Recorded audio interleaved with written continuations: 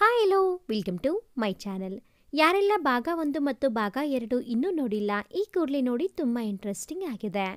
ಮುದ್ದಿನ ಸೊಸೆ ಭಾಗ 3. ಅಂಕಿತ್ ಸುಷ್ಮಿತಾನ ಹುಡ್ಕೊಂಡು ಬಂದ್ರೆ ಅವಳು ಮನೆಯಲ್ಲಿ ಎಲ್ಲೂ ಕಾಣಿಸಲಿಲ್ಲ. ಅಂಕಿತ್ಗೆ ತುಂಬ ಗಾಬರಿಯಾಗಿದ್ದು. ರಾಮಣ್ಣ ಕೂಡ ಮಲಗಿಬಿಟ್ಟಿದ್ದರು. ಅವಳನ್ನು ಹುಡುಕುತ್ತಾ ಆಚೆ ಬಂದು ಅವಳ ನಂಬರ್ಗೆ ಕಾಲ್ ಮಾಡಿದನು. ರಿಂಗ್ ಆಗ್ತಿತ್ತು, ಆದರೆ ಮೊಬೈಲ್ ಲಾನ್ ಮೇಲೆ ಬಿದ್ದಿತ್ತು. ಆಗ ಅಂಕಿತ್ಗೆ ಇನ್ನಷ್ಟು ದಿಗಿಲಾಯಿತು. ತಲೆ ತುಂಬ ಬರೀ ಬೇಡದ ಆಲೋಚನೆಗಳು ಕಾಡತೊಡಗಿತು. ಸುಷ್ಮಿತಾ ಜೀವಕ್ಕೇನಾದರೂ? ಮುಂದೆ ಯೋಚನೆ ಮಾಡೋಕ್ಕೂ ಸಾಧ್ಯ ಆಗಲಿಲ್ಲ ಅವನಿಗೆ. ಏನು ಮಾಡುವುದೋ ಗೊತ್ತಾಗದೆ ಆದಿಗೆ ಕಾಲ್ ಮಾಡಿದನು. ಸದ್ಯಕ್ಕೆ ಅವನನ್ನು ಬಿಟ್ಟರೆ ಬೇರೆ ಯಾರ ಹತ್ತಿರ ಅನ್ನೋ ವಿಷಯ ಹೀಗಿದೆ ಅಂತ ಹೇಳ್ಕೊಳ್ಳೋ ಪರಿಸ್ಥಿತಿಯಲ್ಲಿ ಇರಲಿಲ್ಲ. ಶಂಕರ್ ಗೌರವ ಘನತೆಗೆ ಗೊತ್ತು ಬರುವ ಸಾಧ್ಯತೆ ಇತ್ತು. ಅದು ಅಲ್ಲದೆ ಮೀಡಿಯಾದವರಿಗೆ ಗೊತ್ತಾದ್ರೆ ಇದನ್ನ ಹಿಡ್ಕೊಂಡು ವಾರಗಟ್ಟಲೆ ರುಬ್ಬಿ ಬಿಡ್ತಾರೆ ಅಂತೆಲ್ಲ ಯೋಚನೆ ಮಾಡಿ ಆದರ್ಶಗೆ ಕಾಲ್ ಮಾಡಿ ಅರ್ಜೆಂಟಾಗಿ ಬರೋ ಕೇಳಿದರು. ಆದರ್ಶ ಮಧ್ಯರಾತ್ರಿ ಅಂಕಿತ್ ಕಾಲ್ ಮಾಡಿದಾಗ ಗಾಬರಿಯಿಂದ ಅಪ್ಪನಿಗೆ ಹೇಳಿ ಹೊರಟನ. ಅಂಕಿತ್ ವಿಷಯ ಏನು ಅಂತ ಕೂಡ ಹೇಳಿರ್ಲಿಲ್ಲ.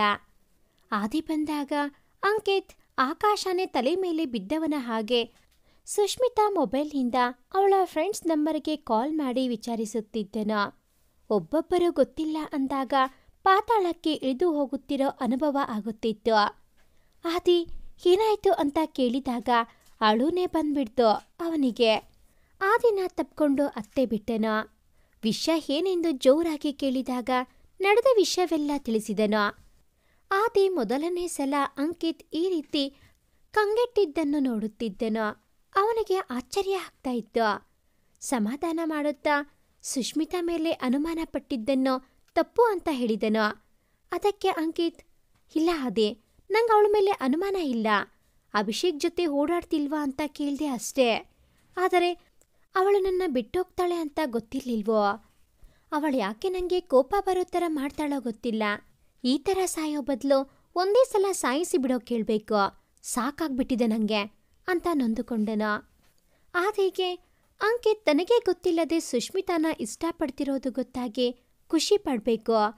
ಈಗ ಸುಷ್ಮಿತಾ ಅವನ ಜೊತೆಲಿಲ್ಲ ಅಂತ ದುಃಖ ಪಡಬೇಕು ಗೊತ್ತಾಗದೆ ಚಡ್ಪಡಿಸುತ್ತಿದ್ದ ಅಂಕಿತ್ನನ್ನ ಸಮಾಧಾನ ಮಾಡಿದನು.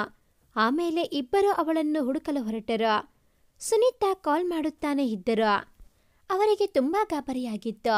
ಮಗನ ಜೀವನ ಸರಿ ಮಾಡಲು ಸುಷ್ಮಿತಾ ಜೀವನ ಹಾಳು ಮಾಡಿದ್ದ ಅಪರಾಧಿ ಭಾವ ಕಾಡುತ್ತಿತ್ತು. ಅಂಕಿತ್ ಮೊಬೈಲನ್ನು ಆದಿಗೆ ಕೊಟ್ಟನು. ಆದಿ ಹಾಗೂ ಹೀಗೂ ಸಮಾಧಾನ ಮಾಡಿ ಫೋನ್ ಇಟ್ಟನು. ಅಂಕಿತ್ಗೆ ಅಪ್ಪ ಅಮ್ಮನ ಎದುರಿಸುವ ಶಕ್ತಿಯಾಗಲಿ ಮಾತನಾಡುವ ಧೈರ್ಯವಾಗಲಿ ಇರಲಿಲ್ಲ. ಪಾಪ ಪ್ರಜ್ಞೆಯಿಂದ ಬೆಂದು ಹೋಗುತ್ತಿದ್ದನು. ಆದಿ ಕೂಡ ಅಂಕಿತ್ ಲೈಫ್ ಸುಷ್ಮಿತಾಯಿಂದ ಸರಿ ಹೋಯ್ತು ಅಂತ ತುಂಬ ಖುಷಿಯಲ್ಲಿದ್ದನು. ಅವನಿಗೆ ಸುಷ್ಮಿತಾ ಬಗ್ಗೆ ವಿಶೇಷವಾದ ಗೌರವ. ಈಗ ಅವನಿಗೂ ಸುಷ್ಮಿತಾ ಬಗ್ಗೆ ಯೋಚನೆಯಾಗಿತ್ತು. ಇಬ್ಬರು ಬೀದಿ ಬೀದಿ ಅಲೆದಾಡಿಬಿಟ್ಟರು. ಬಸ್ ಸ್ಟ್ಯಾಂಡ್, ರೈಲ್ವೆ ಸ್ಟೇಷನ್ ಎಲ್ಲ ಕಡೆ ನೋಡಾಯಿತು. ಸುಷ್ಮಿತಾ ಮಾತ್ರ ಎಲ್ಲೂ ಸಿಗಲಿಲ್ಲ. ಅಂಕಿತ್ ಸುಷ್ಮಿತಾಳ ಬೆಸ್ಟ್ ಫ್ರೆಂಡ್ ಅನ್ವಿಕಾಗೆ ಕಾಲ್ ಮಾಡುತ್ತಾನೆ ಇದ್ದನು. ಅವಳ ನಂಬರ್ ನಾಟ್ ರೀಚಬಲ್ ಆಗಿತ್ತು. ಕೊನೆಗೆ ಸೋತು ಮನೆಗೆ ಬಂದರು. ಬೆಳಗಾಗುವ ತನಕ ವೇಟ್ ಮಾಡಿ ಅವಳ ತವರು ಮನೆಗೆ ಕಾಲ್ ಮಾಡುವುದು. ರಾತ್ರಿ ಹೊರಟರೆ ಬೆಳಗ್ಗೆ ರೀಚ್ ಆಗ್ತಾಳೆ, ಅಲ್ಲಿಗೆ ಹೋಗಿರುತ್ತಾಳೆ, ಸಿಗ್ತಾಳೆ ಅನ್ನೋ ಸಣ್ಣ ಆಸೆ ಅಂಕಿತ್ಗೆ. ಆದಿ ಅಂಕಿತ್ ಜೊತೆಲಿ ಉಳಿದುಕೊಂಡನು. ಸುನೀತಾ ದಂಪತಿಗಳು ಬೆಳಗಿನ ಜಾವನೆ ಬಂದಿಳಿದರು. ಶಂಕರ್ ಬಂದವರೇ ಅಂಕಿತ್ ಕೆನ್ನೆಗೆ ಬಾರಿಸಿಬಿಟ್ಟರು. ಏನ್ ಮಾಡ್ದೆ ನನ್ನ ಮಗಳಿಗೆ? ನಿನ್ ಲೈಫ್ ಸರಿ ಮಾಡೋಕೆ ಆ ಮಗು ಲೈಫ್ ಹಾಳು ಮಾಡ್ಬಿಟ್ವಿ ನಾವು. ನೀನ್ ನನ್ನ ಮಗನೇನೋ, ಹೊರಟೋಗು, ನನ್ನ ಎದುರುಗಡೆ ನಿಂತ್ಕೋಬೇಡ ನೀನು ಅಂತ ಸುಸ್ತಾಗಿ ಕುಸಿದು ಬಿದ್ದರು. ಸುನೀತಾ ಜೋರಾಗಿ ಕಿರುಚಿಕೊಂಡರು. ಅಂಕಿತ್ ಆದಿ ಶಂಕರನ್ನು ಎತ್ತಿ ಮಲಗಿಸಿದರು. ಆದಿ ಡಾಕ್ಟರ್ಗೆ ಕಾಲ್ ಮಾಡಿದನು. ಅಂಕಿತ್ ಅಂತೂ ಪೂರ್ತಿ ಭೂಮಿಗಿಳಿದು ಹೋದನು. ಸುನೀತಾ ಪರಿಸ್ಥಿತಿ ಅಂತೂ ಎಂಥವರ ಕಣ್ಣಲ್ಲಾದ್ರೂ ನೀರು ತರಿಸುತ್ತಿತ್ತು. ಡಾಕ್ಟರ್ ಬಂದು ಚೆಕ್ ಮಾಡಿ ಬಿಪಿ ಜಾಸ್ತಿಯಾಗಿದೆ, ಹುಷಾರಾಗಿ ನೋಡ್ಕೊಳ್ಳಿ ಅಂತ ಹೊರಟು ಹೋದರು. ಬೆಳಗ್ಗೆ 8 ಗಂಟೆ ಆಗಿದ್ದರಿಂದ ಪುತ್ತೂರಿಗೆ ಕಾಲ್ ಮಾಡಿ ಸುಷ್ಮಿತಾ ಬಂದಿದ್ದಾಳ ಅಂತ ವಿಚಾರಿಸು ಅಂತ ಆದಿ ಅಂಕಿತ್ಗೆ ಹೇಳಿದಾಗಲೇ ಅವನಿಗೆ ಬೆಳಗಾಗಿದೆ ಅಂತ ಗೊತ್ತಾಗಿದ್ದ. ಸುಜನ್ಗೆ ಕಾಲ್ ಮಾಡಿದನು. ಬೆಳಗ್ಗೆ ಅಳಿಯನ ಕಾಲ್ ಬಂದಾಗ ಆಶ್ಚರ್ಯ ಆಗದೇ ಇರಲಿಲ್ಲ. ಅಂಕಿ, ಆರಾಮಿದ್ಯಾ? ಮನೆಯಲ್ಲಿ ಎಲ್ಲ ಆರಾಮವ್ರಾ? ಸುಷ್ಮಿ ಏನಾದರೂ ತಪ್ಪು ಮಾಡಿದ್ಲಾ ಅಂತ ಕೇಳಿದರು. ಅಲ್ಲಿಗೆ ಸುಷ್ಮಿತಾ ಅಲ್ಲಿಗೆ ಕೂಡ ಹೋಗಿಲ್ಲ ಅಂತ ಅಂಕಿತ್ಗೆ ಗೊತ್ತಾಗಿ ಹೋಯ್ತು. ಹಾಗೇನೂ ಇಲ್ಲ ಮಾಮ, ನಾನೇ ಸುಮ್ಮನೆ ಕಾಲ್ ಮಾಡಿದೆ. ನಾವೆಲ್ಲರೂ ಚೆನ್ನಾಗಿದ್ದೀವಿ. ಈ ಸಲ ದೀಪಾವಳಿಗೆ ಎಲ್ಲರೂ ಅಲ್ಲಿಗೆ ಬರ್ತೀವಿ. ನೀವೆಲ್ಲರೂ ಚೆನ್ನಾಗಿದ್ದೀರಾ? ಸುಷ್ಮಿ ಇನ್ನೂ ಎದ್ದಿಲ್ಲ ಅಂತ ಬಾಯಿಗೆ ಬಂದಂಗೆ ಏನೇನೋ ಹೇಳಿ ಸಂಭಾಳಿಸಿದನೋ. ಸುಜನ್ ತುಂಬ ಖುಷಿಯಾಗಿ ಮಗಳ ಪ್ರಯತ್ನ ಸಾರ್ಥಕ ಆಯಿತೆಂದು ನಿಟ್ಟುಸಿರು ಬಿಟ್ಟು ಮಾತಾಡಿ ಫೋನ್ ಇಟ್ಟರು. ಅಂಕಿತ್ ಕೈಕಾಲೆಲ್ಲ ನಡುಗುತ್ತಿತ್ತು. ಆದಿ, ಸುಷ್ಮಿ ಅಲ್ಲಿಗೂ ಹೋಗಿಲ್ಲೋ? ಏನ್ ಮಾಡೋದು, ಹುಚ್ಚ ಆಗ್ಬಿಡ್ತೀನೋ ನಾನು ಅಂತ ಮುಖ ಮುಚ್ಚಿಕೊಂಡು ಕುಸಿದು ಕುಳಿತೆನೋ. ರಾಮಣ್ಣನಿಗೆ ಕೂಡ ಗಾಬರಿಯಾಗಿತ್ತು. ಆಗ ಆದಿ, ಅಂಕಿ ಪೊಲೀಸ್ ಕಂಪ್ಲೇಂಟ್ ಕೊಡೋಣ, ಇನ್ನೂ ರಿಸ್ಕ್ ತಗೊಳ್ಳೋದು ಬೇಡ ಎಂದು ಅಂಕಿತ್ ಹೆಗಲ ಮೇಲೆ ಕೈ ಇಟ್ಟು ಹೇಳಿದನು. ಅಂಕಿತ್ಗೂ ಸರಿ ಎನ್ನಿಸಿತು. ಅಷ್ಟರಲ್ಲಿ ಸುಷ್ಮಿತಾಗೆ ಅನ್ವಿಕಾ ಕಾಲ್ ಮಾಡಿದಳು. ಅಂಕಿತ್ ತಡಪಡಿಸಿಕೊಂಡು ಅವಳ ಕಾಲ್ ಅಟೆಂಡ್ ಮಾಡಿ ಸ್ಪೀಕರ್ ಆನ್ ಮಾಡಿದನು. ಆಗ ಅನ್ವಿಕಾ, ಸುಷ್ಮಿ, ಇವತ್ತು ಕ್ಲಾಸ್ ಇಲ್ವಂತೆ ಕಣೆ, ಯಾರೋ ನಮ್ಮ ಕಾಲೇಜ್ ಹುಡುಗಿ ಸೂಸೈಡ್ ಮಾಡ್ಕೊಂಡಿದ್ದಾಳಂತೆ ಅಂತ ಹೇಳಿದಾಗ ಅಂಕಿತ್ಗೆ ಉಸಿರೇ ನಿಂತು ಹೋದ ಅನುಭವ. ಆ ಹುಡುಗಿ ಸುಷ್ಮಿತಾ ಆಗಿದ್ದರೆ? ಅವನಿಗೆ ಮಾತಾಡಲು ಬಾಯೇ ಬರಲಿಲ್ಲ. ಶಕ್ತಿಯೆಲ್ಲ ಕಾಲಬುಡದಲ್ಲಿ ಸೋರಿ ಹೋದ ಅನುಭವ. ಆಗ ಆದಿ, ಅನ್ವಿಕಾ, ಸುಷ್ಮಿ ನಿಂಗೆ ಕಾಲ್ ಮಾಡಿದ್ಲಾ? ಅವಳು ನಿನ್ನೆಯಿಂದ ಮನೆಯಲ್ಲಿಲ್ಲ, ಎಲ್ಲ ಕಡೆ ಹುಡುಕಿದ್ದಾಯ್ತು.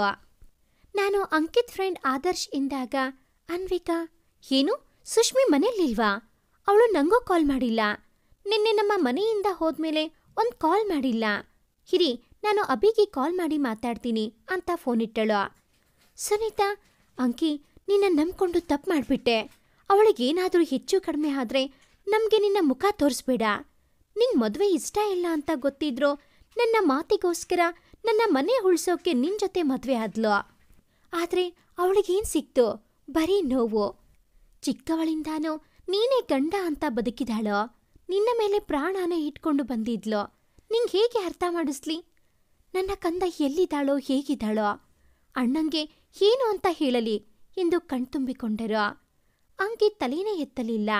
ಆದಿ ಅವರನ್ನು ಸಮಾಧಾನ ಮಾಡುತ್ತಾ, ಅಮ್ಮ, ಸುಷ್ಮಿನ ಸೇಫ್ ಆಗಿ ಕರ್ಕೊಂಡ್ಬರೋ ಜವಾಬ್ದಾರಿ ನಂದು ಎಂದು ಭರವಸೆ ತುಂಬಿದನು.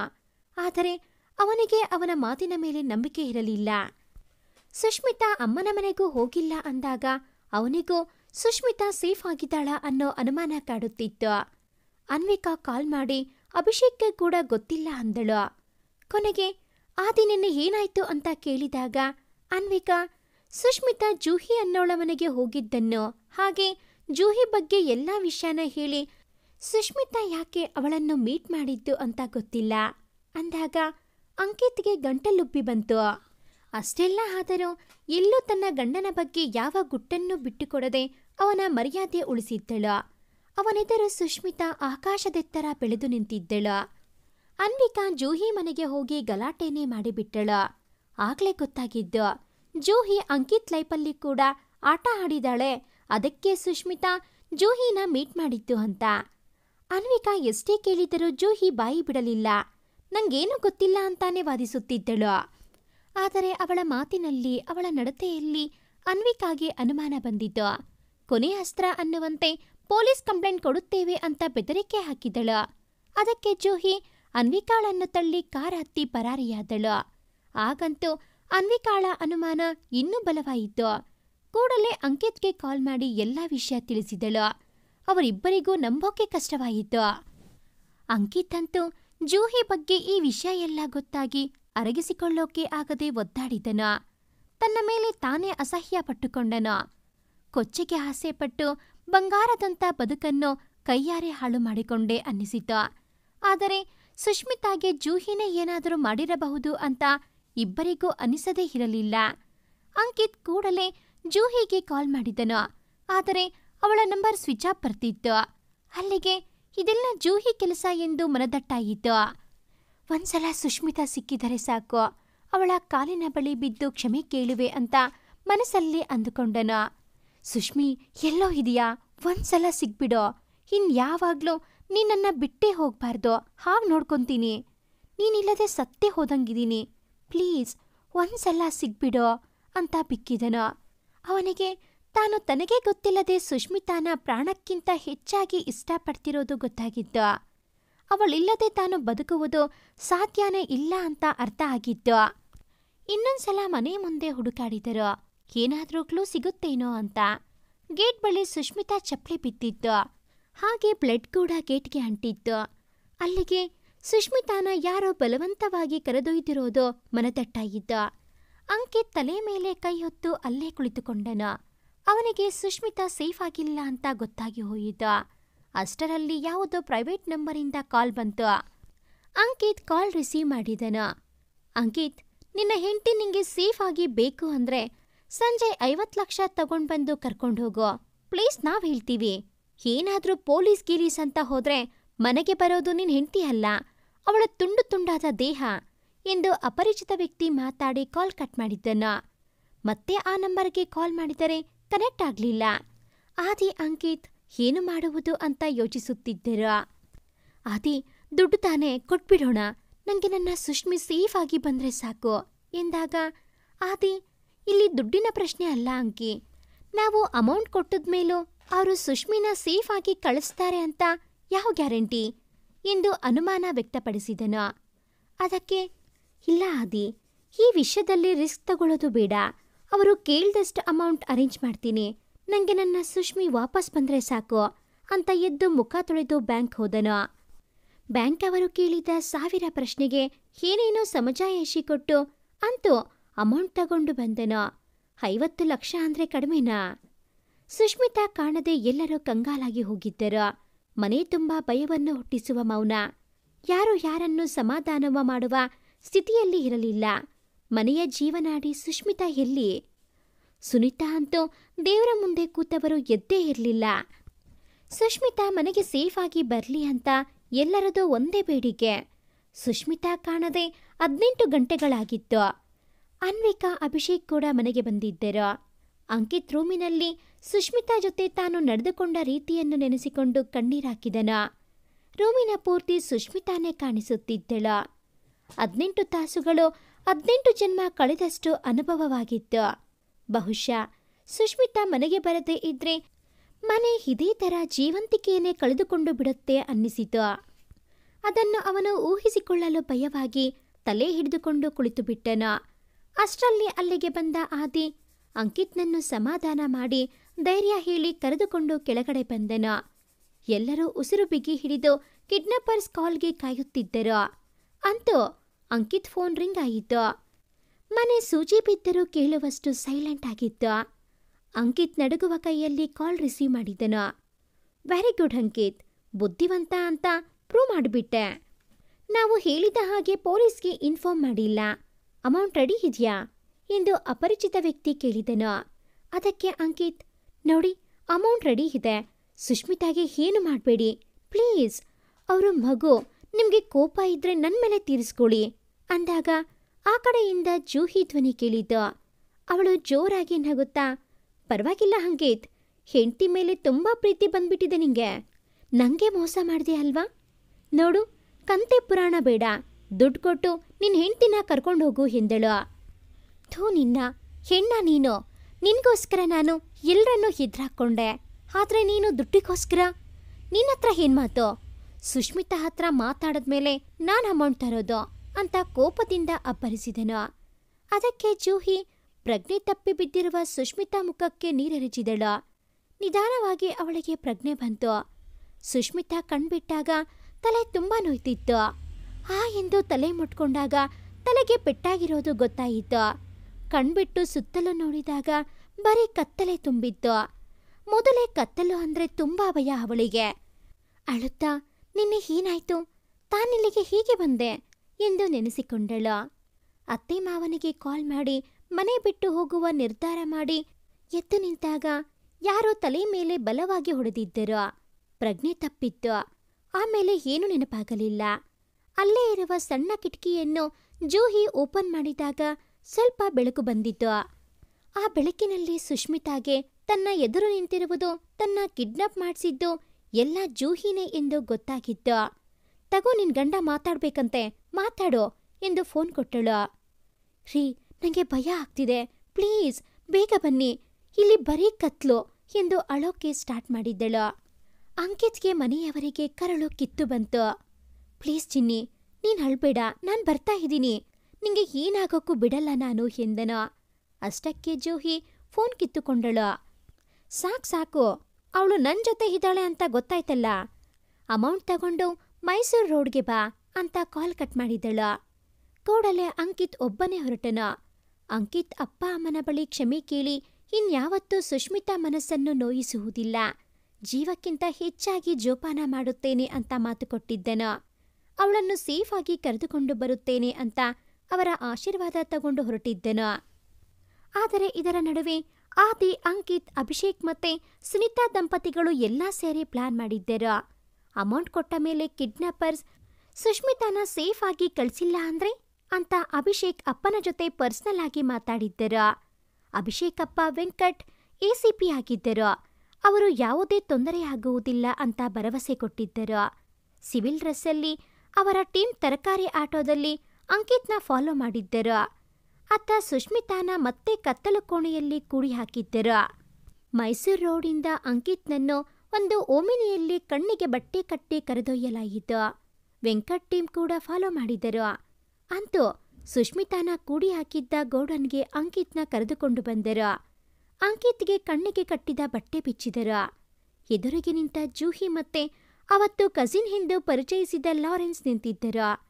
ಅಂಕಿತ್ ಜೂಹಿ ಮೇಲೆ ಕೈ ಮಾಡೋಕೆ ಹೋದನು. ಅವನಿಗೆ ಅವಳನ್ನು ಸಾಯಿಸೋ ಅಷ್ಟು ಕೋಪ ಇತ್ತು. ಆದರೆ ಲಾರೆನ್ಸ್ ತಡೆದು, ನೋಡು ಅಂಕಿತ್, ನಿನ್ನ ಹೆಂಡತಿ ಇನ್ನು ನಮ್ಮ ಹತ್ರನೇ ಇದ್ದಾಳೆ ಅನ್ನೋದು ಮರಿಬೇಡ, ತಂದಿರೋ ಅಮೌಂಟ್ ಕೊಟ್ಟು ಅವಳನ್ನು ಕರ್ಕೊಂಡು ಹೋಗ್ತಾ ಇರು ಎಂದನು. ಅದಕ್ಕೆ ಅಂಕಿತ್, ಫಸ್ಟ್ ಸುಷ್ಮಿತಾನ ತೋರಿಸಿ, ಅವಳು ಸೇಫ್ ಆಗಿದ್ದಾಳೆ ಅಂತ ನನಗೆ ಕನ್ಫರ್ಮ್ ಆಗಬೇಕು ಅನ್ನೋ ಕಂಡೀಷನ್ ಹಾಕಿದನು. ಅದಕ್ಕೆ ಜೂಹಿ ನಗುತ್ತಾ, ಸಾರಿ ಮೈ ಡಿಯರ್, ನೀನು ಅಮೌಂಟ್ ಕೊಟ್ಟು ನಾವಿಲ್ಲಿಂದ ಸೇಫ್ ಆಗಿ ಆಚೆ ಹೋದ್ಮೇಲೆ ಸುಷ್ಮಿತಾ ನಿಂಗೆ ಸಿಗೋದು ಎಂದು ಗನ್ ಪಾಯಿಂಟ್ ಇಟ್ಟು ಅವನ ಬಳಿ ಇರೋ ಸೂಟ್ ಕೇಸ್ ಕಿತ್ತುಕೊಂಡಳು. ನಂತರ ಅಂಕಿತ್ನ ಜೋರಾಗಿ ತಳ್ಳಿ ಅಲ್ಲಿಂದ ಹೊರಗಡೆ ಧಾವಿಸಿದರು. ಆದರೆ ಹೊರಗಡೆ ಬಂದ ಅವರನ್ನು ACP ವೆಂಕಟ್ ಟೀಮ್ ಜೈಲ್ಗೆ ಅತಿಥಿಗಳನ್ನಾಗಿ ಕರೆದೊಯ್ದರು. ಅಂಕಿತ್ ಸುಷ್ಮಿತಾನ ಎಲ್ಲಾ ಕಡೆ ಹುಡುಕಿದನು. ಸುಷ್ಮಿತಾ ಅಂತ ಕಿರುಚಾಡ್ತಾ ಇದ್ದರೂ ಅವಳಿಂದ ಮರುತ್ತರ ಬರಲಿಲ್ಲ. ಕೊನೆಗೆ ಬೀಗ ಹಾಕಿದ್ದ ಒಂದು ರೂಮ್ ಬಳಿ ಅವಳ ಧ್ವನಿ ಕ್ಷೀಣವಾಗಿ ಕೇಳಿಸಿತು. ಬಾಗಿಲು ಮುರಿದು ಒಳಗೆ ಬಂದಾಗ ಸುಷ್ಮಿತಾ ನೆಲದ ಮೇಲೆ ಬಿದ್ದಿದ್ದಳು. ಅವಳಿಗೆ ಸರಿಯಾಗಿ ಎಚ್ಚರ ಕೂಡ ಇರಲಿಲ್ಲ. ಅವಳನ್ನು ನೋಡಿ ಹೋದ ಜೀವ ಮರಳಿ ಬಂದ ಅನುಭವ ಅವನಿಗೆ. ಆದರೆ ಅವಳಿರೋ ಸ್ಥಿತಿ ನೋಡಿ ಕರುಳು ಕಿತ್ತಿ ಬಂದಿತ್ತು. ಹಾಗೆ ಅವಳನ್ನು ಬಾಚಿ ತಬ್ಬಿಕೊಂಡು ಬಿಟ್ಟನು. ಅವಳ ತಲೆಯ ಹಿಂಭಾಗದಿಂದ ರಕ್ತ ಬರುತ್ತಿತ್ತು. ಅವಳು ಮೆಲ್ಲಗೆ ಅಂಕಿತ್ ಅಂತ ಹೇಳಿ ಪ್ರಜ್ಞೆ ತಪ್ಪಿದಳು. ಅವಳನ್ನು ಎತ್ತಿಕೊಂಡು ಹೊರಗಡೆ ಬಂದನು. ಅಷ್ಟರಲ್ಲಿ ವೆಂಕಟ್ ಬಂದರು. ಅವರ ಸಹಾಯದಿಂದ ಅಲ್ಲೇ ಸಮೀಪ ಇರುವ ಆಸ್ಪತ್ರೆಗೆ ಕರೆದೊಯ್ದರು. ಅಂಕಿತ್ ಮನೆಗೆ ಫೋನ್ ಮಾಡಿ ವಿಷಯ ತಿಳಿಸಿದ್ದನು. ಡಾಕ್ಟರ್ ಸುಷ್ಮಿತಾನ ಚೆಕ್ ಮಾಡಿ ಊಟ ನೀರು ಇಲ್ಲದ ಕಾರಣ ವೀಕ್ ಆಗಿದ್ದಾಳೆ, ಹಾಗೆ ತುಂಬಾ ಶಾಕ್ ಆಗಿದ್ದಾಳೆ, ತಲೆಗೆ ಏನೂ ಜಾಸ್ತಿ ಪೆಟ್ಟಾಗಿಲ್ಲ, ಏನೂ ಭಯ ಇಲ್ಲ ಅಂತ ಹೇಳಿ ತಲೆಗೆ ಬ್ಯಾಂಡೇಜ್ ಕಟ್ಟಿ ಇಂಜೆಕ್ಷನ್ ಕೊಟ್ಟು ಡ್ರಿಪ್ ಸೇರಿಸಿ ಹೋದರು. ಅಂಕಿತ್ ಅಂತೂ ಸುಷ್ಮಿತಾನ ಬಿಟ್ಟು ಕದಲಲಿಲ್ಲ. ಯಾವಾಗ ಪ್ರಜ್ಞೆ ಬರುತ್ತದೋ ಅಂತ ಕಣ್ಣು ಮಿಟಿಕಿಸದೆ ಕಾಯುತ್ತಿದ್ದನು. ಅಷ್ಟರಲ್ಲಿ ಮನೆಯಿಂದ ಎಲ್ಲರೂ ಬಂದಿದ್ದರು. ಆದಿ ಅಂಕಿತ್ಗೆ ಧೈರ್ಯ ತುಂಬಿದನು. ಸುಮಾರು ರಾತ್ರಿ 11 ಗಂಟೆಗೆ ಸುಷ್ಮಿತಾಗೆ ಪ್ರಜ್ಞೆ ಬಂತು. ಅಂಕಿತ್ ಅವಳ ಕೈಯನ್ನು ತನ್ನ ಕೈಯಲ್ಲಿ ಇಟ್ಟುಕೊಂಡು ಅವಳತ್ತಲೇ ನೋಡುತ್ತಾ ಕೂತಿದ್ದನು. ಅವನ ಕಣ್ಣಲ್ಲಿ ಕಣ್ಣೀರ ಜೊತೆ ಸುಷ್ಮಿತಾ ಮೇಲೆ ಬೆಟ್ಟದಷ್ಟು ಪ್ರೀತಿ ಕಾಳಜಿ ಕಾಣಿಸುತ್ತಿತ್ತು. ಕಣ್ಣು ಬಿಟ್ಟ ಸುಷ್ಮಿತಾಗೆ ತನ್ನ ಪಕ್ಕ ಗಂಡ ಇರುವುದನ್ನು ನೋಡಿ ಜೀವ ಬಂದಂತಾಯ್ತು. ಎದ್ದೇಳೋಕೆ ಹೋದಳು. ಆದರೆ ಅಂಕಿತ್ ತಡೆದು, ಮಲಕೋ ಸುಷ್ಮಿ, ರೆಸ್ಟ್ ಮಾಡಬೇಕು ಅಂದಿದ್ದಾರೆ ಡಾಕ್ಟರ್, ಮಮ್ಮ ಪಪ್ಪ ಎಲ್ಲ ಕಾಯ್ತಿದ್ದಾರೆ, ಬರೋ ಕೇಳ್ತೀನಿ ಎಂದು ಅವಳ ಕೈಯನ್ನು ಬಿಟ್ಟು ಹೇಳೋಕೆ ಹೋದನು. ಆದರೆ ಸುಷ್ಮಿತಾ ಅವನ ಕೈ ಬಿಡೋಕೆ ತಯಾರಿಲ್ಲ. ಅವಳು ತುಂಬಾ ಹೆದರಿಕೊಂಡಿದ್ದಳು. ಪ್ಲೀಸ್ ನನ್ನ ಬಿಟ್ಟು ಹೋಗ್ಬಿಡಿ, ನನಗೆ ತುಂಬಾ ಭಯ ಆಗ್ತಿದೆ ಎಂದು ಅಳೋಕೆ ಶುರು ಮಾಡಿದ್ದಳು. ಅಂಕಿತ್ಗೆ ಗಾಬರಿಯಾಯಿತು. ಇಲ್ಲ ಕಣೋ, ನಾನು ಎಲ್ಲಿಗೂ ಹೋಗಲ್ಲ, ಇಲ್ಲೇ ಇರ್ತೀನಿ, ನಿನ್ನ ಮತ್ತೊಂದ್ಸಲ ದೂರ ಮಾಡ್ಕೊಳ್ಳಲ್ಲ, ನನ್ನ ಜೀವ ಇರೋ ತನಕ ನನ್ನ ಅಂಗೈಯಲ್ಲಿ ಇಟ್ಕೊಂಡು ನೋಡ್ಕೋತೀನಿ ಎಂದು ಅವಳ ತಲೆ ಮೇಲೆ ಕೈ ಇಟ್ಟು ಸಮಾಧಾನ ಮಾಡಿದನು. ಇಂಜೆಕ್ಷನ್ ಪವರ್ಗೆ ನಿಧಾನವಾಗಿ ನಿದ್ದೆ ಮಾಡಿದಳು. ಅವಳ ಮುಖದಲ್ಲಿ ಇನ್ನೂ ಭಯವಿತ್ತು. ತನ್ನಿಂದ ಸುಷ್ಮಿತಾ ಎಷ್ಟೆಲ್ಲ ನೋವು ಅನುಭವಿಸಬೇಕಾಯಿತು ಎಂದು ಅಂಕಿತ್ಗೆ ತುಂಬಾ ದುಃಖವಾಗಿತ್ತು. ಅಷ್ಟರಲ್ಲಿ ಒಳಗೆ ಬಂದ ಡಾಕ್ಟರ್ ಎಲ್ಲರೂ ಮನೆಗೋಗಿ ಬೆಳಗ್ಗೆ ಬನ್ನಿ ಎಂದು ಹೇಳಿದರು. ಆದರೆ ಅಂಕಿತ್ ಮನೆಗೋಗಲು ಒಪ್ಪಲಿಲ್ಲ. ಉಳಿದವರನ್ನೆಲ್ಲ ಒತ್ತಾಯ ಮಾಡಿ ಬೆಳಗ್ಗೆ ಬರೋ ಕೇಳಿ ಕಳಿಸಿಕೊಟ್ಟನು. ಸುನೀತಾ ಅಂತೂ ಒಲ್ಲದ ಮನಸ್ಸಿನಿಂದಾನೇ ಮನೆಗೆ ಹೊರಟರು. ಅಂಕಿತ್ ರಾತ್ರಿಯೆಲ್ಲ ಸುಷ್ಮಿತಾ ಪಕ್ಕಾನೇ ಇದ್ದು ನೋಡಿಕೊಂಡನು. ಒಂದು ಕ್ಷಣ ಕೂಡ ಕಣ್ಣು ಮುಚ್ಚದೆ ಅವಳನ್ನೇ ನೋಡುತ್ತಾ ಕುಳಿತಿದ್ದನು. ಮನಸ್ಸು ಮದುವೆಯ ನಂತರದ ದಿನಗಳನ್ನು ನೆನಪಿಸಿತು.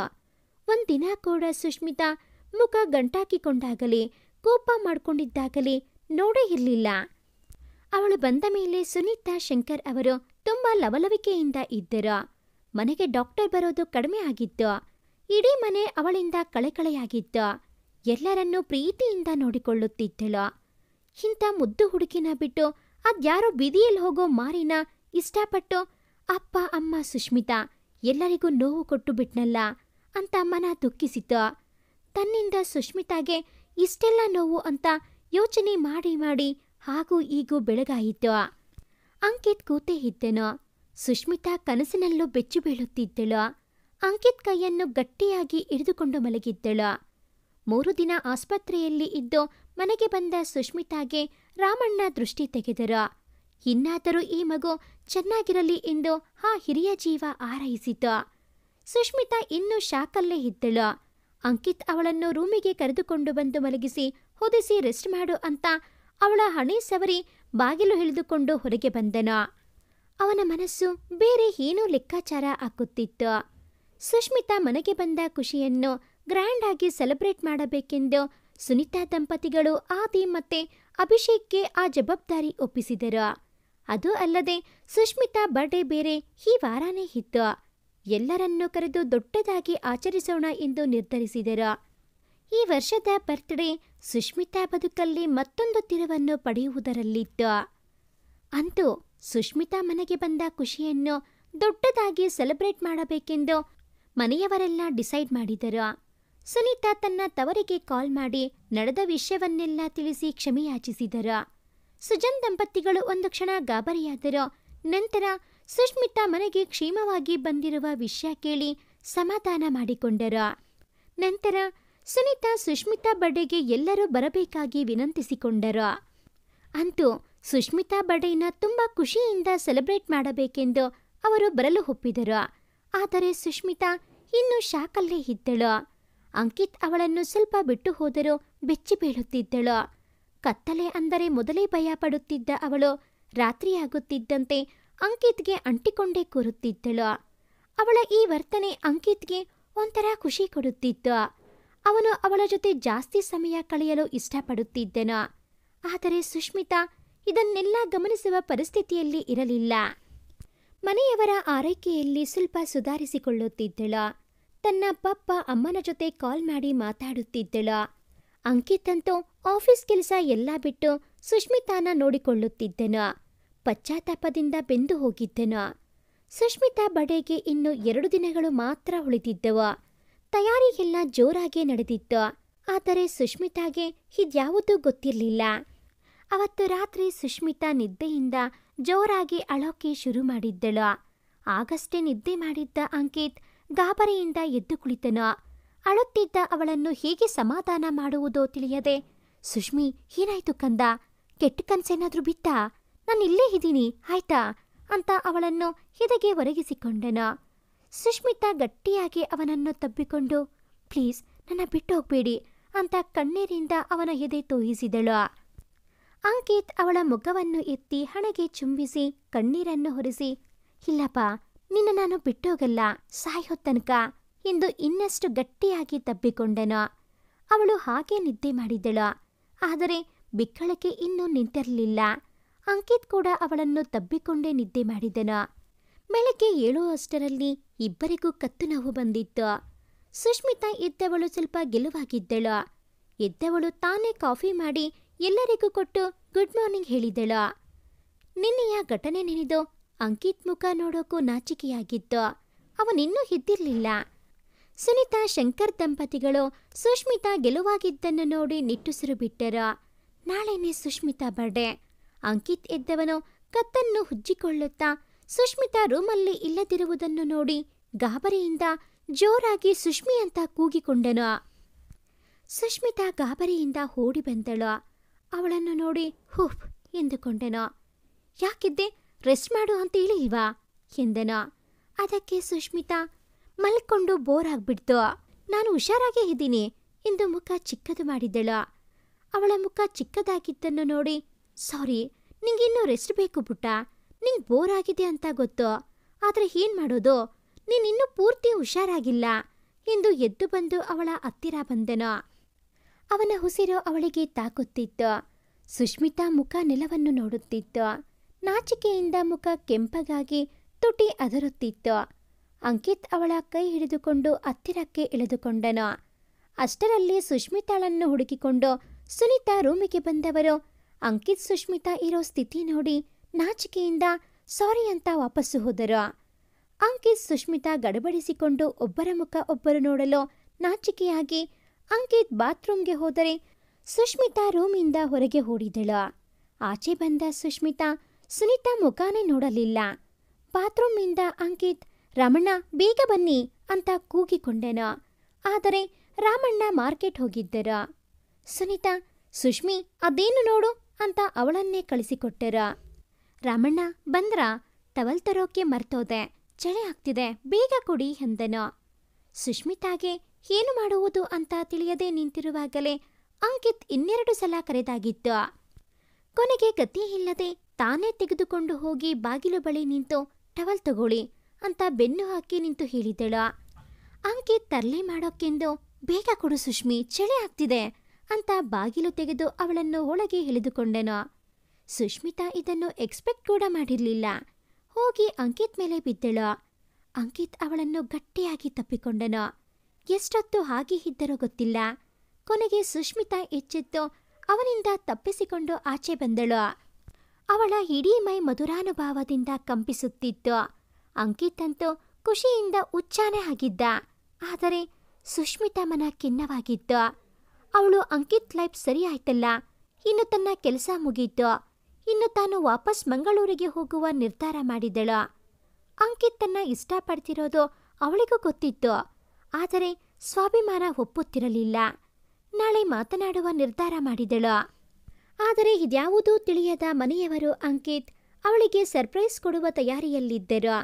ಅಂತೂ ಸುಷ್ಮಿತಾ ಬರ್ಡೇ ಅವತ್ತು ರಾತ್ರಿ 12 ಗಂಟೆಗೆ ಸೆಲೆಬ್ರೇಟ್ ಮಾಡಬೇಕೆಂದು ಮನೆಯವರೆಲ್ಲ ಹೋಟೆಲಲ್ಲಿ ಆರ್ಗನೈಸ್ ಮಾಡಿದ್ದರು. ಸುಷ್ಮಿತಾ ಅಮ್ಮನ ಮನೆಯವರೆಲ್ಲ ಅಲ್ಲಿಗೆ ಬರುವವರಿದ್ದರು. ಸುಷ್ಮಿತಾಗೆ ಯಾರೋ ಸಂಬಂಧಿಕರ ಬರ್ಡೇ ಅಂತ ಹೇಳಿ ರೆಡಿಯಾಗಲು ಹೇಳಿದ್ದರು. ಸುಷ್ಮಿತಾ ವಲ್ಲದ ಮನಸ್ಸಿನಿಂದಾನೇ ರೆಡಿಯಾದಳು. ಮೊದಲೇ ಚೆಲುವಿನ ಒಡತಿ ಇವತ್ತು ಇನ್ನಷ್ಟು ಚೆಲುವಾಗಿ ಕಾಣುತ್ತಿದ್ದಳು. ಅಂಕಿತ್ ಅಂತೂ ಅವಳನ್ನು ನೋಡಿ ಕಳೆದೇ ಹೋಗಿದ್ದನು. ಅವನು ಕಣ್ಣಲ್ಲಿರುವ ಒಲುವಿನ ಮಹಾಪುರವನ್ನು ನೋಡಿ ಕೊಚ್ಚಿ ಹೋಗುತ್ತಿದ್ದರೂ ದೃಢವಾಗಿ ನಿಂತಳು. ಎಲ್ಲರೂ ಹೋಟೆಲ್ ತಲುಪುವಷ್ಟರಲ್ಲಿ ಎಲ್ಲರೂ ಬಂದು ಸೇರಿದ್ದರು. ಟೈಮ್ ಕೂಡ ಆಗಿತ್ತು. ಎಲ್ಲರೂ ಜೋರಾಗಿ ಹ್ಯಾಪಿ ಬರ್ಡೇ ಸುಷ್ಮಿ ಎಂದು ಕೂಗಿಕೊಂಡರು. ಸುಷ್ಮಿತಾ ಗೆಸ್ ಕೂಡ ಮಾಡಿರಲಿಲ್ಲ. ಒಂದು ಕಡೆ ಖುಷಿ, ಇನ್ನೊಂದು ಕಡೆ ಆಶ್ಚರ್ಯ ಅವಳಿಗೆ. ಅಳುನೇ ಬಂದೋಯ್ತು ಅವಳಿಗೆ. ಅವರ ಮೇಲೆ ಹೂವಿನ ಮಳೆನೇ ಆಯಿತು. ನಡೆಯೋ ಹಾದಿ ಪೂರ್ತಿ ಹೂವು ಹಾಸಿದ್ದರು. ಎಲ್ಲರೂ ವಿಶ್ ಮಾಡಿದರು. ತನ್ನ ಪಪ್ಪ ಅಮ್ಮನ ಗಟ್ಟಿಯಾಗಿ ತಪ್ಪಿಕೊಂಡಳು. ನಂತರ ಅಂಕಿತ್ ಹೂವಿನ ಬೊಕ್ಕೆ ಹಿಡಿದು ಅವಳ ಮುಂದೆ ಮಂಡಿಯೂರಿ ಕುಳಿತು, ಹೇ ಬಂಗಾರಿ, ಜೀವನ ಪೂರ್ತಿ ನಿನ್ನ ಜೊತೆನೇ ನಡೆಯೋ ಆಸೆ. ನಿನ್ನ ಕನಸಿಗೆ ಕಣ್ಣಾಗಿ ಉಸಿರಲ್ಲಿ ಉಸಿರಾಗಿ ಸಾಯೋ ತನಕ ನಿನ್ನ ಜೊತೆ ಇರಬೇಕು. ಸಾವು ಬಂದು ನಮ್ಮನ್ನು ಬೇರೆ ಮಾಡೋ ತನಕ ನಿನ್ನ ಬಿಸಿ ಉಸಿರಲ್ಲಿ ಬೆಚ್ಚಗೆ ಬಚ್ಚಿಟ್ಕೊಳ್ಳೋಕೆ ಇಷ್ಟ. ಪ್ಲೀಸ್, ಮತ್ತೊಂದ್ಸಲ ನಿನ್ನ ಕಳ್ಕೊಳ್ಳೋಕೆ ನಾನು ರೆಡಿ ಇಲ್ಲ. ಪ್ಲೀಸ್ ಕಣೋ, ನನ್ನ ಕ್ಷಮಿಸಿಬಿಡು ಎಂದು ತಲೆ ತಗ್ಗಿಸಿದನು. ಸುಷ್ಮಿತಾ ಇದನ್ನು ನಿರೀಕ್ಷಿಸಿ ಇರಲಿಲ್ಲ. ಒಂದು ಕ್ಷಣ ಕಕ್ಕಾಬಿಕ್ಕಿಯಾದಳು. ಏನೂ ಮಾತಾಡದೆ ಅಲ್ಲಿಂದ ಹೊರಟು ಹೋದಳು. ಅಂಕಿತ್ ನಿರಾಸೆಯಿಂದ ಬಿಕ್ಕಿದನು. ಆದಿ, ನನ್ನ ಹಣೆ ಬರಹ ಇಷ್ಟೇ ಕಣೋ, ಅವಳು ನನ್ನ ಅಕ್ಸೆಪ್ಟ್ ಮಾಡಲ್ಲ ಕಣೋ ಎಂದು ಕುಸಿದು ಕುಳಿತನು. ಅದಕ್ಕೆ ಆದಿ, ಯಾಕೋ ಒಪ್ಪಲ್ಲ, ನೀನು ಇಷ್ಟಪಡದೇ ಇದ್ದಾಗಲೇ ಅಷ್ಟೆಲ್ಲ ಇಷ್ಟಪಡ್ತಿದ್ದೋಳು ಇವಾಗ ಹೇಗೋ ರಿಜೆಕ್ಟ್ ಮಾಡ್ತಾಳೆ? ಹೋಗಿ ಒಪ್ಸಿ ಕರ್ಕೊಂಬ, ನಾವೆಲ್ಲ ವೇಟ್ ಮಾಡ್ತಾ ಇರ್ತೀವಿ ಎಂದು ಹುರಿದುಂಬಿಸಿ ಕಳಿಸಿದನು. ಅಂಕಿತ್ ಮನೆಯವರ ಮುಖ ನೋಡಿದಾಗ ಅವರೆಲ್ಲ ಆಲ್ ದ ಬೆಸ್ಟ್ ಎಂದು ಧೈರ್ಯ ತುಂಬಿದರು. ಅಂಕಿತ್ ಎಲ್ಲಾ ದೇವರನ್ನು ಬೇಡುತ್ತಾ ಇನ್ನೊಂದ್ಸಲ ಸುಷ್ಮಿತಾ ತನಗೆ ಸಿಗಲಿ ಎಂದುಕೊಳ್ಳುತ್ತಾ ಹೊರಗಡೆ ಬಂದು ನೋಡಿದಾಗ ಸುಷ್ಮಿತಾ ಹೊರಗಡೆ ಬೆಂಚಿನ ಮೇಲೆ ಕುಳಿತು ಆಕಾಶ ನೋಡುತ್ತಿದ್ದಳು. ಅಂಕಿತ್ ಹೋಗಿ ಅವಳ ಪಕ್ಕ ಕುಳಿತುಕೊಂಡು ತಾನು ಆಕಾಶದತ್ತ ನೋಡಿದನು. ಇಡೀ ಆಕಾಶ ನಕ್ಷತ್ರಗಳಿಂದ ಜಗಮಗಿಸುತ್ತಿತ್ತು. ಯಾಕೋ ಏನು ಹೇಳ್ದೆ ಹಾಗೆ ಬಂದೆ? ನಾನಂದ್ರೆ ಅಷ್ಟೆಲ್ಲ ದ್ವೇಷನಾ? ಸಾರಿ ಕಣೋ, ಗೊತ್ತಿಲ್ಲದೆ ಆಗಿತ್ತಪ್ಪೋ. I love you. ಒಂದ್ಸಲ ಕ್ಷಮಿಸಿ ಹತ್ರಕ್ಕೆ ಕರ್ಕೋ. ಇನ್ಯಾವತ್ತೂ ನಿಂಗೆ ಹರ್ಟ್ ಮಾಡಲ್ಲ. ನಿನ್ನ ಬಿಟ್ಟು ಒಂದು ಕ್ಷಣನೂ ಇರಕ್ಕಾಗಲ್ಲ. ಸತ್ತೋಗ್ತೀನಿ ಬಿಟ್ರೆ ನಿನ್ನ ಬಿಟ್ಟೋಗಲ್ಲ ಎಂದಾಗ ಸುಷ್ಮಿತಾ ಅವನ ಬಾಯಿ ಮುಚ್ಚಿದಳು. ಸಾರಿ ಅಂಕಿತ್, ನಾನು ನಾಳೆ ಮಂಗಳೂರಿಗೆ ವಾಪಸ್ ಹೋಗ್ಬೇಕು ಅಂದ್ಕೊಂಡಿದ್ದೀನಿ ಎಂದಾಗ ಅಂಕಿತ್ ಮುಖ ಮುಚ್ಚಿಕೊಂಡು ಬಿಕ್ಕಿದನ. ಅದಕ್ಕೆ ಸುಷ್ಮಿತಾ, ಅಯ್ಯೋ ಎಷ್ಟೊಂದು ದಿನ ಆಯ್ತು ಅಮ್ಮನ ಮನೆಗೋಗ್ದೆ, ಅದಕ್ಕೆ ಹೋಗ್ಬರ್ತೀನಿ ಅಂದೆ ಅಷ್ಟೇ ಎಂದು ಮುಗಳ್ನಕ್ಕಳು. ಅಂಕಿತ್ ಪ್ರೀತಿ ಮುಂದೆ ಅವಳ ನಿರ್ಧಾರಗಳೆಲ್ಲ ತಲೆಕೆಳಗಾಗಿತ್ತು. ಅಂಕಿತ್ ಅರ್ಥವಾಗದೆ ಅವಳ ಮುಖ ನೋಡಿದನು. ಅಯ್ಯೋ ನಾನು ಲವ್ ಯು ಎಂದು ತಪ್ಪಿಕೊಂಡಳು. ಅಂಕಿತ್ ಒಂದು ಕ್ಷಣ ನಂಬೋಕೆ ಆಗಲಿಲ್ಲ. ಇಬ್ಬರು ಕಳೆದೇ ಹೋಗಿದ್ದರು. ಅಷ್ಟರಲ್ಲಿ ಮನೆಯವರೆಲ್ಲ ಇವರನ್ನು ಹರಿಸುತ್ತಾ ಬಂದರು. ಅಂಕಿತ್ ಸುಷ್ಮಿತಾ ಮಾತ್ರ ತಬ್ಬಿಕೊಂಡು ತಮ್ಮ ಲೋಕದಲ್ಲಿ ವಿಹರಿಸುತ್ತಿದ್ದರು.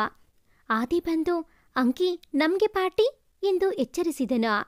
ಅಂಕಿತ್ ಸುಷ್ಮಿತಾ ಇಬ್ಬರು ನಾಚಿಕೆಯಿಂದ ಸಾರಿ ಎಂದಾಗ ಮನೆಯವರೆಲ್ಲ ಜೋರಾಗಿ ನಕ್ಕರು. ಮಕ್ಕಳ ಜೀವನ ಕೊನೆಗೂ ಸರಿ ಹೋಯ್ತಲ್ಲ ಅಂತ ಇಬ್ಬರ ತಂದೆ ತಾಯಿ ದೇವರಿಗೆ ಕೃತಜ್ಞತೆ ಅರ್ಪಿಸಿದರು.